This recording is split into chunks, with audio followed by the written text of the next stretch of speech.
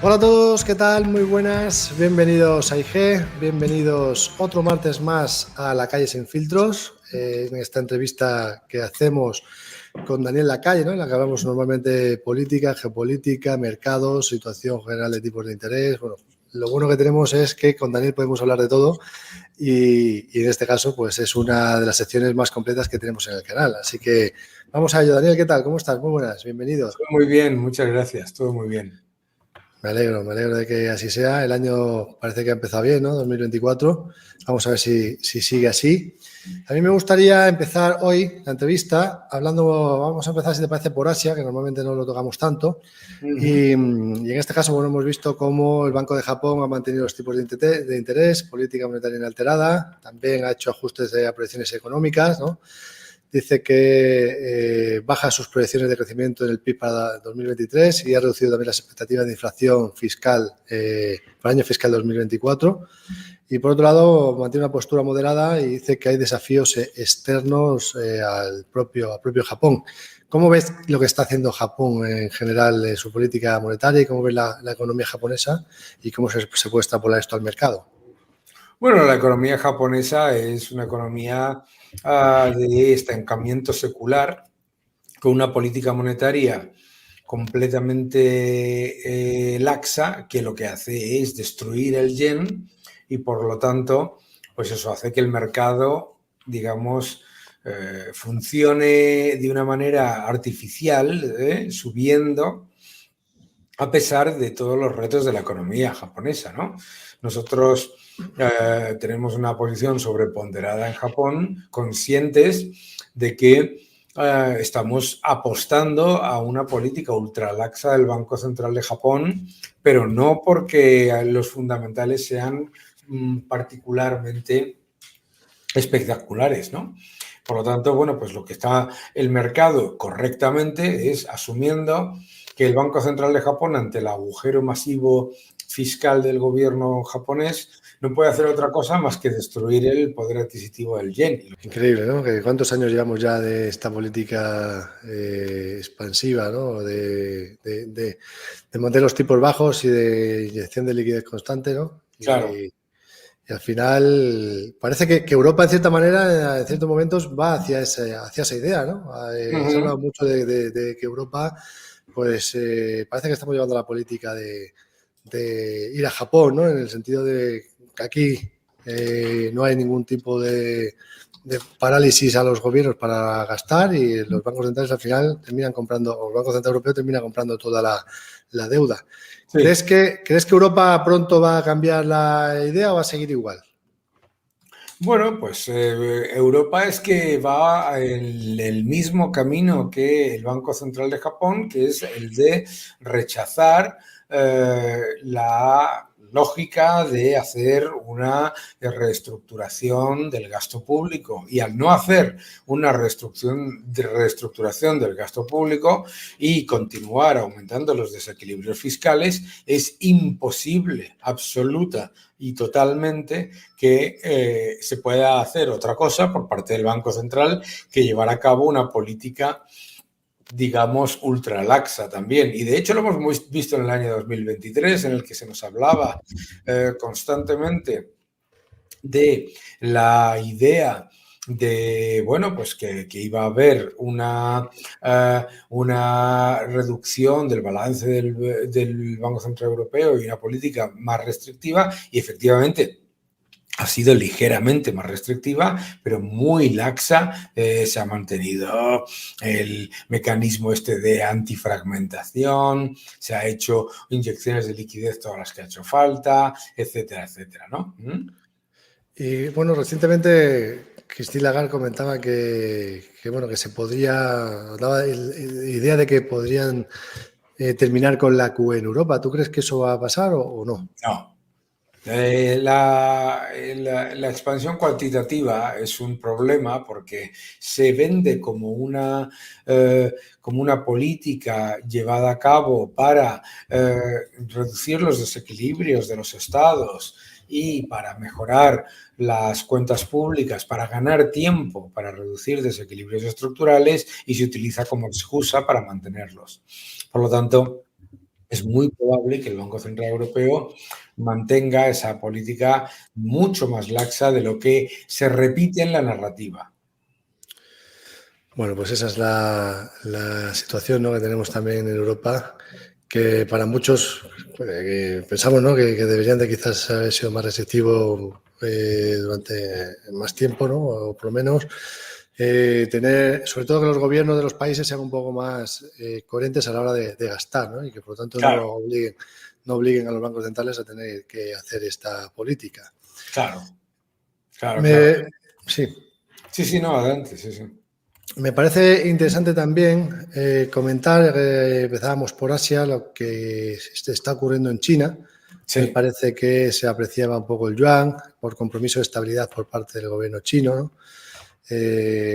Inyección de fondos para la estabilización, comentaban, y por otro lado, expectativas de flexibilización monetaria. O sea, Sí. si va a haber flexibilización monetaria, ¿por qué en este caso se aprecia el yuan a pesar de la estabilización? ¿Cuál es la situación que tiene ahora mismo China? Bueno, yo creo que es que hay mucha propaganda por ahí suelta, ¿no? Yo creo que eso es la evidencia, ¿no? No tiene ningún sentido pensar que China va a llevar a cabo una gigantesca expansión monetaria cuando la evidencia histórica es que el problema de China viene por la expansión agresiva monetaria, ¿no? Así que yo no creo que vayamos a tener una fuerte expansión monetaria. El mercado parece interesado en comprar un rebote de China después de una caída muy fuerte, pero no podemos caer en el error de, digamos, pensar que esto se va a solucionar a corto plazo. Hay factores estructurales muy importantes, pero bueno, probablemente que pueda haber un rebote. Hombre, normal, ¿no?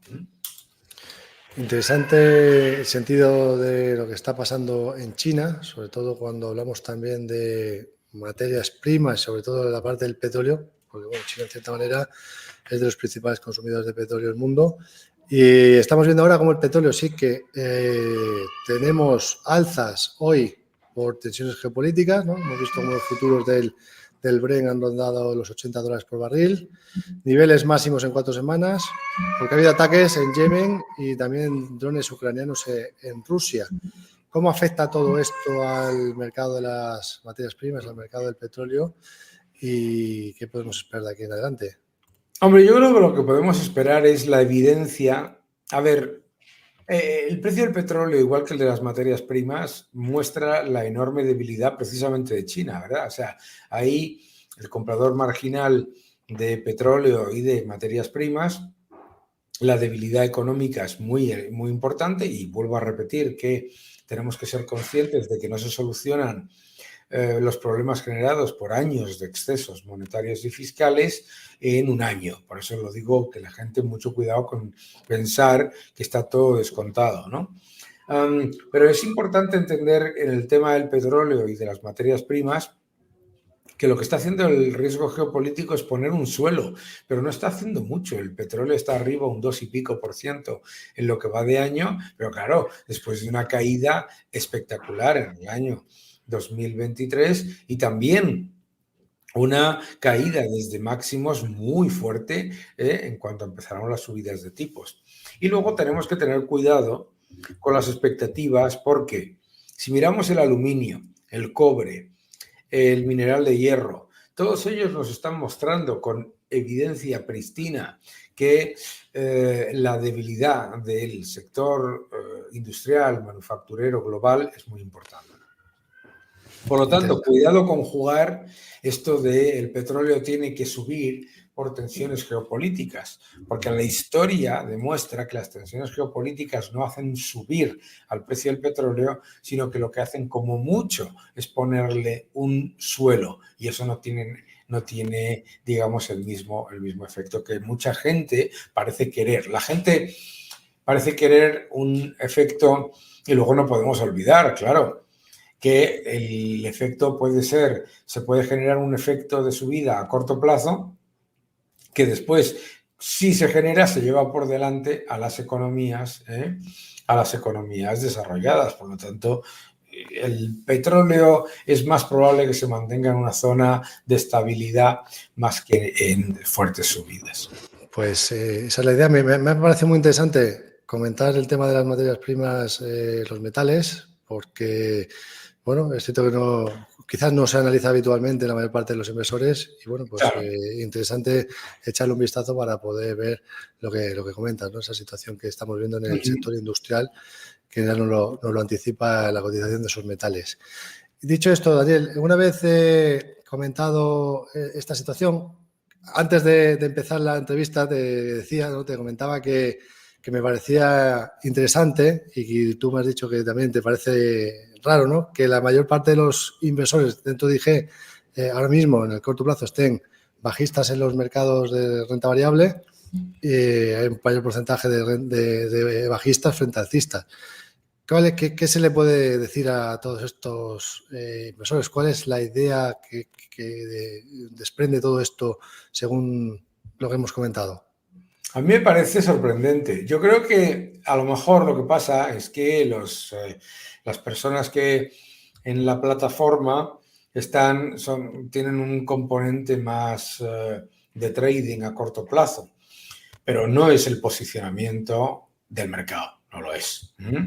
No lo es para nada, ¿sabes? El mercado está claramente orientado hacia una posición alcista y además con un fuerte componente procíclico, ¿no? O sea, mucha gente que se ha perdido el rally de las tecnológicas está fundamentalmente muy expuesto a bolsa, pero infraponderado en tecnológicas porque piensa que las tecnológicas están demasiado caras y que lo que hay que estar es en el mercado y expuesto a, digamos, empresas más cíclicas, ¿no? Menos caras. Bueno, yo creo que desde luego el posicionamiento de mercado no es el que refleja los clientes de IG, lo que están es probablemente jugando a pillar una corrección que es más bien probable que se dé, si se da, no, yo no me dedico a elegir dónde y cómo y por qué, ¿no? Hugh Henry decía, picking bottoms is for monkeys, pero si se da una corrección, lo más probable es que empiece a darse a partir de finales de febrero, principios de marzo, en los que ya lo que ahora son noticias que mantienen la narrativa de bajada de tipos, desinflación y crecimiento robusto, pues empiecen a, digamos, a desmoronarse, al menos por el lado del crecimiento. Veremos, ¿no? Claro, justamente eso que comentas me parece muy interesante porque he visto que recientemente has comentado en un periódico nacional que la idea de que los bancos centrales van a bajar 7 veces los tipos de interés en 2024 no tiene sentido. Es quizás por eso por lo que el mercado está posicionado alcista, porque se cree que realmente va a haber tantas bajadas de tipos de interés este año. ¿Y por qué no tiene sentido, según tu opinión, esta idea del mercado, ¿no? De que vayan a bajar fuertemente los tipos? Bueno, la idea de que vayan a bajar fuertemente los tipos no tiene sentido si consideras que va a haber un aterrizaje suave. Si va a haber un aterrizaje suave, la economía no va a ir mal y se va a reducir la inflación gradualmente, es absolutamente innecesario bajar los tipos 7 veces, entre 5 y 7 veces como estima el mercado. Lo que me parece que en muchas ocasiones hay operadores de mercado que están apostando a una cosa y la contraria, ¿no? Es decir, si hay 5 o 7 bajadas de tipos de interés es porque los bancos centrales ven un desplome de la actividad económica, un desplome. No, y los bancos centrales no actúan preventivamente, no lo han hecho jamás, nunca. Entonces es importante entender que los bancos centrales no actúan preventivamente, que si bajan los tipos masivamente es porque la economía va muy mal y una bajada de tipos no te va a compensar un posicionamiento bursátil en acciones ultracíclicas. Es claro entenderlo, ¿no? Y si hay un aterrizaje suave con una desinflación moderada pero persistente, etcétera, etcétera, pasará lo que los bancos centrales están diciendo que van a hacer. A mí eso de decir, no me creo lo que dicen los bancos centrales, digo, hombre, pues no sé quién eres o quiénes somos nosotros para hacer second guessing, pero desde luego lo que sí podemos hacer es no apostar a una cosa y la contraria. Es decir, si apuestas a bajadas de tipos, tienes que apostar a una fuerte contracción de la economía y por lo tanto el posicionamiento en acciones procíclicas es muy peligroso. Y si apuestas a un aterrizaje suave con desinflación, etcétera, que es nuestro escenario base, entonces no tiene ningún sentido apostar a fuertes bajadas de tipos. Pues bueno, una vez comentada, si te parece, la parte de mercados, que hemos visto la situación actual, me gustaría hablar un poquito más de la parte de política, ¿no? Estamos viendo cómo pues, hemos tenido discursos en Davos recientemente y hay uno que me parece muy interesante comentar porque yo creo que lo está viendo todo el mundo, ¿no? Lo ha visto toda la gente está en internet buscando, es una de las búsquedas más importantes, Milei en Davos. ¿Qué te ha parecido el discurso de Milei? Es algo distinto, ¿no? Porque no es habitual ver un discurso así tan liberal, quizás, ¿no? En un sitio como Davos.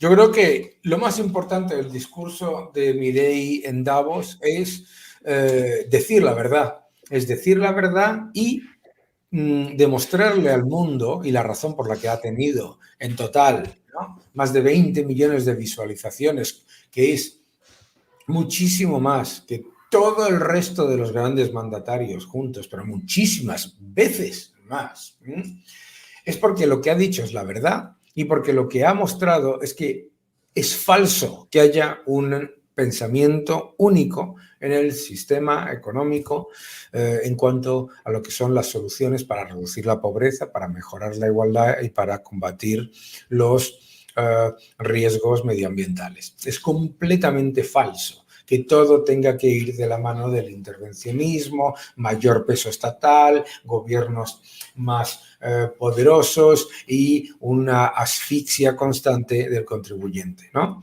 Entonces me pareció un discurso, desde luego, muy valiente, pero además realista. Y recordándole a la gente lo más importante, que cuando eliges socialismo, el resultado siempre es pobreza.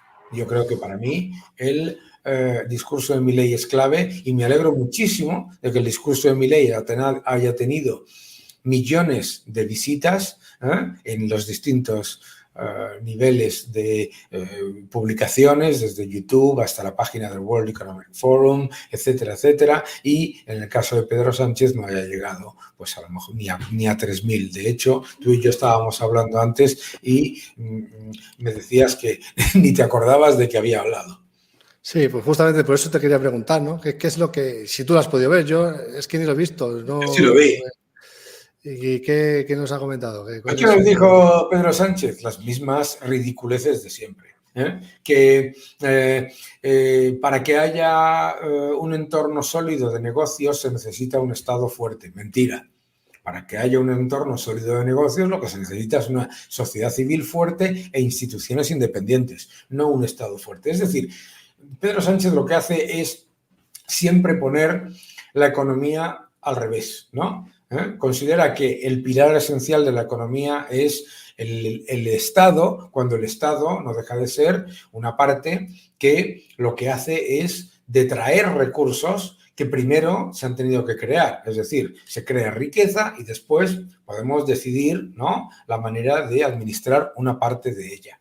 Y él lo hace al revés. Él lo hace al revés, además de intentar presentarse con ese mensaje plañidero de ayúdennos, ¿no? Es decir, les decía a los líderes de Davos, ayúdennos a mejorar los salarios, los mismos que defienden imprimir dinero sin control. Ayúdennos a reducir las desigualdades y a combatir lo que él llama la emergencia climática, ¿verdad? Se presenta como la solución a los problemas, ¿no? Cuando no lo es, cuando es la causa de los problemas, ¿no? Justamente acabas de hablar de salarios, ¿no? De que comentaba eso Pedro Sánchez, ¿no? De que le ayuden a subir los salarios. Y aquí lo que se está haciendo es subir el salario mínimo. ¿Con qué objetivo? ¿Cuál es el objetivo real, ¿no? que tiene el gobierno a la hora de subir el salario mínimo? Porque hay Bueno, muchas dudas. el objetivo de subir el salario mínimo es claramente demagógico y propagandístico, ¿no? O sea, primero, porque la subida del salario mínimo lleva incluida detrás una subida de impuestos y, por lo tanto, pues resulta que las personas que menos ganan pagan más impuestos. De hecho, cuando una serie de economistas, lo hemos repetido, cuando lo han anunciado, 5 días después, el gobierno, oh sorpresa, ha bajado el mínimo exento para que no se lleve más del 40% de la subida del salario mínimo, ¿no? O sea que ya sabemos que es un subterfugio recaudatorio. Además también, ¿no? Aparte de que le quita al asalariado parte, ¿no? Con esa subida de impuestos, también a la empresa le cuesta más contratar, ¿no? Hombre, es que en este país se habla mucho del salario y no se habla del coste de contratar, ¿no? Esa es la idea. Y la gente inmediatamente salta toda la patulea de palmeros del gobierno y dicen, hombre, por favor, si una empresa no puede pagar 1.100 euros, pues entonces es que no eres un buen empresario, no es una buena empresa. Un momento, es que un salario de 1.100 euros netos a una empresa le cuesta más de 2.000. Y claro, esto no lo cuentan, ¿no? O sea, lo que no cuentan es que todo esto, además, a los que afecta es a las pequeñas y medianas empresas. Pero claro, el salario mínimo interprofesional te da exactamente igual a una gran empresa del IBEX, pero vamos, exactamente igual, porque la empresa paga mucho más, desde los salarios más bajos a los más altos. Entonces, no les afecta. ¿A quién le afecta? Le afecta al pequeño comercio, le afecta a la pequeña empresa que tiene uno, que tiene a lo mejor 2 empleados. La inmensa mayoría de las empresas de España tienen 0 empleados. ¿Vale? Por lo tanto, ¿qué es lo que hace? Lo que hace son poner más barreras a la mejora de las pequeñas y medianas empresas. ¿Estamos en contra de que suba el salario mínimo? No. Yo lo que estoy a favor es de que suba el salario mínimo por crecimiento económico y por productividad. Es decir, no por ley.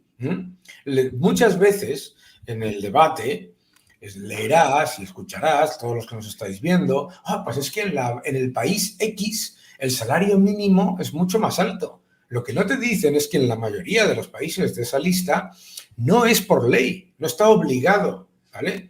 Simplemente es una consecuencia de mayor productividad, mayor crecimiento empresarial y mayores beneficios. Pero claro, aquí te dicen, no, es que lo tenemos que poner así, porque claro, aquí hay mucho paro, entonces se perpetúa el paro. No existe ningún estudio, ni siquiera los que pidió el Ministerio de Trabajo para defender su postura, ningún estudio que diga que subir el salario mínimo interprofesional es bueno para el empleo. Ninguno. Como mucho tienes algunos que lo que dicen es que no tiene efectos negativos. Claro, pero lo que tienes es la evidencia, es que sí destruye empleo potencial, por supuesto, porque es generar un arancel.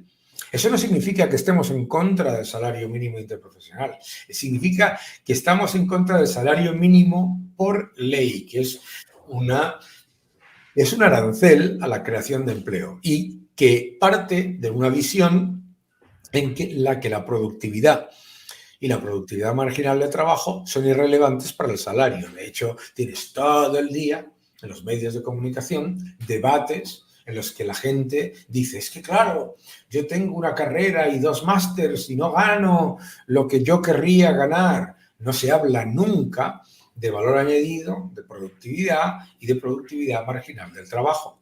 Por lo tanto, pues que nada, lo que demuestra es España, el país con la mayor tasa de paro de Europa.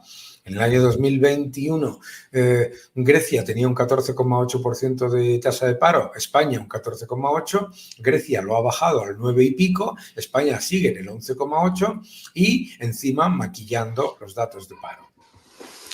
Es muy interesante, ¿no?, que comentas de que al final, en o que está clarísimo, ¿no?, que cuando se sube el salario mínimo se suben los impuestos y por tanto el gobierno recauda más, pero hay otra vía por la que el gobierno está recaudando más recientemente, ¿no?, que es la inflación.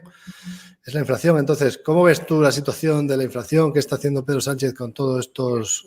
¿Cómo le está afectando a su generación de ingresos al Estado? Y bueno, luego, ¿qué se está haciendo con ella? Claro.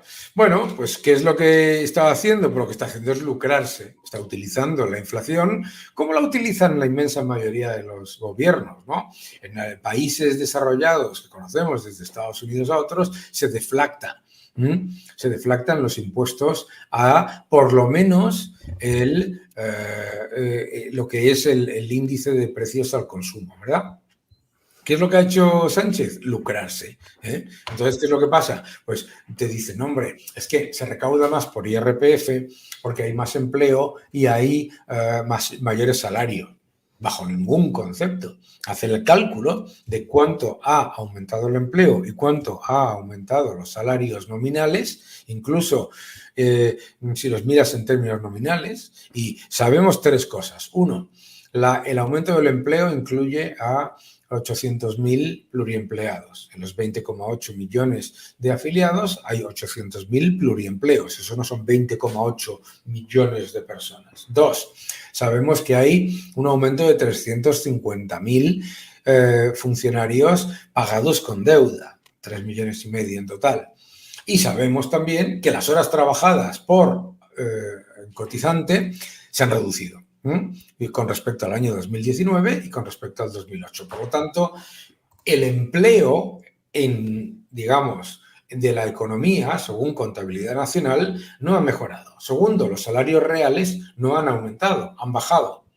Por lo tanto, el aumento de recaudación es brutal precisamente por el efecto inflacionario, porque incluso si aceptamos la cifra de aumento de empleo y de aumento de salarios que utiliza la propaganda gubernamental, que repito que no es válida, pero da igual, incluso si la utilizamos, más del 60% del aumento de la recaudación viene exclusivamente de lucrarse con la inflación.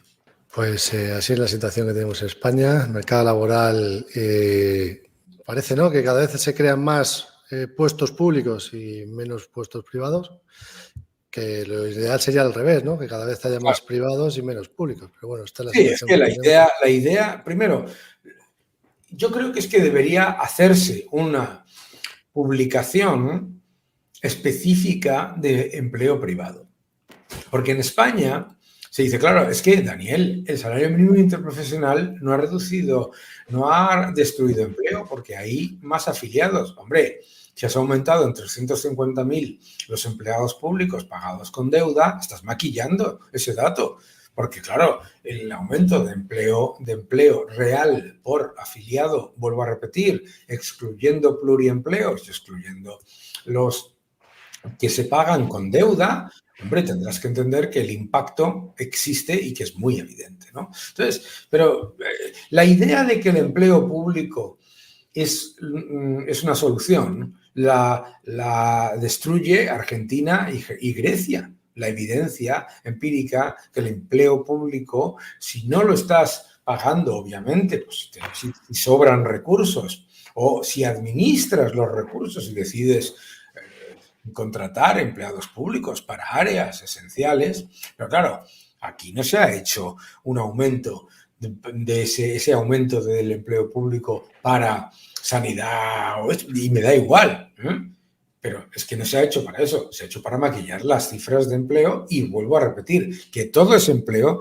público se paga con deuda. O sea, que si yo fuera funcionario de carrera con una oposición, debería estar muy preocupado ante el aumento masivo del empleo público.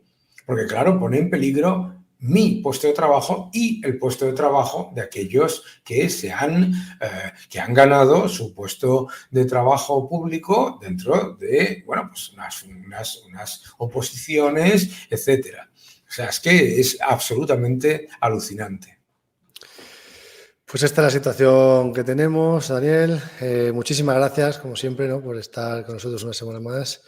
Y nada, desearles a todos los que nos están viendo que tengan una feliz semana, igualmente a ti, Daniel, y nos vemos en el próximo episodio. Muchas gracias. Un fuerte abrazo, gracias a todos.